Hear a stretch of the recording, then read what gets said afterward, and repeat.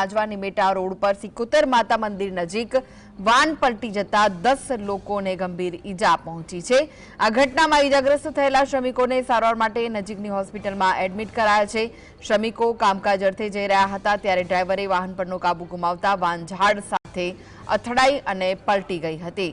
આ ઘટનાના પગલે વિસ્તારમાં ટ્રાફિક જામ સર્જાયો છે। પોલીસે ઘટના સ્થળે પહોંચી તપાસ શરૂ કરી છે। તો 10 લોકોને ગંભીર ઈજા પહોંચી છે। આ સમગ્ર ઘટનામાં વડોદરાના આજવા નિમેટા રોડ પર સિકોતર માતા મંદિર પાસેની આ ઘટના છે, જ્યાં વાન પલટી જતા 10 લોકો ગંભીર રીતે ઈજાગ્રસ્ત થયા।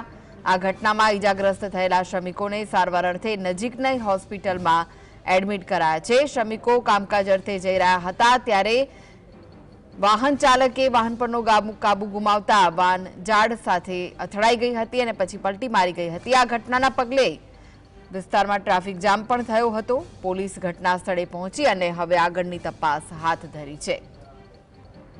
તો 10 જેટલા લોકો ઈજાગ્રસ્ત થયા હતા, તેમને સારવાર અર્થે નજીકની હોસ્પિટલમાં ખસેડવામાં આવ્યા છે।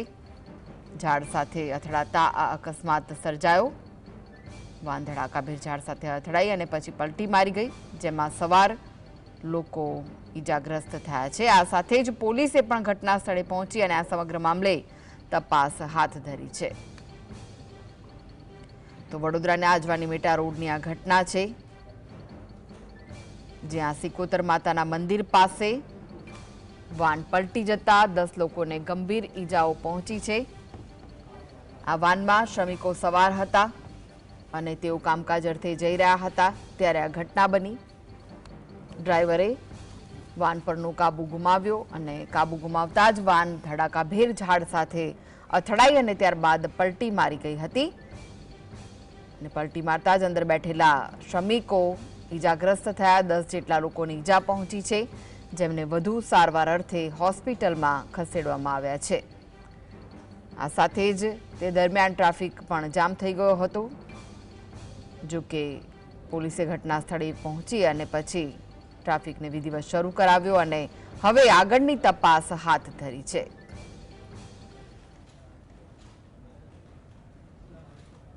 તો વધુ વિગતો માટે જોડાઈ ગયા છે સંવાદદાતા રૂપેશ। વાન પલટી જતા 10 જેટલા લોકોને ગંભીર ઈજા પહોંચી છે। હાલમાં શું માહિતી મળી રહી છે? ચોક્કસ આજે આજવા નિમેટા રોડની ઘટના છે, જે પ્રમાણે બોલેરો પિકઅપ વાનના ચાલકે સ્ટીયરિંગ પર કાબુ ગુમાવતા ધડાકાભેર જે કાર જેની વાન છે તે અથડાઈ। જે કારમાં બેઠેલા જે શ્રમિકો હતા, વાનમાં બેઠેલા શ્રમિકોએ ચીસો પાડી। દરમિયાન જે બચાવવા માટે જે લોકો ત્યાં નજીકમાં હતા, લોકો સ્થળ પર પહોંચી ગયા અને બચાવ કામગીરી હાથ ધરી અને જે ગાડી પલટી ખાઈને જે પડી હતી એમાંથી લોકોને બહાર કાઢ્યા। શ્રમિકોને બહાર કાઢીને હાલ વડોદરાની એસએસજી હોસ્પિટલમાં સારવાર ચાલી રહી છે।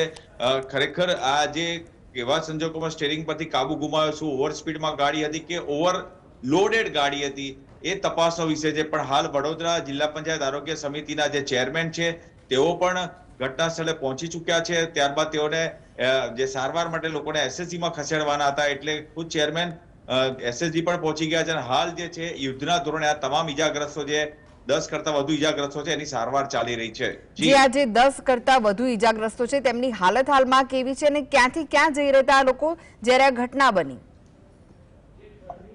જી, આ જે છે એ વડોદરાથી આજવા તરફ જઈ રહ્યા હતા શ્રમિકો, અને ત્યાં શ્રમિકો બની શકે કે કોઈ લોકો આવી રીતે મોટા બલ્કમાં લઈ જતા હોય છે કોઈ જગ્યા પર કામકાજ અર્થે, એટલે આવી જ કોઈ જગ્યા પર એ લોકો કોઈની સાઇટ પર કે કોઈ બાંધકામ કે પછી અન્ય કોઈ કામ માટે જતા હોય, એ દરમિયાન જતા હતા। એ દરમિયાન આ હાઈવે પર એટલે કે વડોદરા જિલ્લાના આજવા વિસ્તારમાં આ ઘટના બની છે। એટલે ખરેખર આ ક્યાંથી ક્યાં જઈ રહ્યા હતા એ કેવું, કયું લાસ્ટ ડેસ્ટિનેશન હતું કેવું તો મુશ્કેલ છે, પણ વડોદરાથી જઈ રહ્યા હતા એ ચોક્કસ છે। જી, આ તમામની હાલત હાલમાં કેવી છે?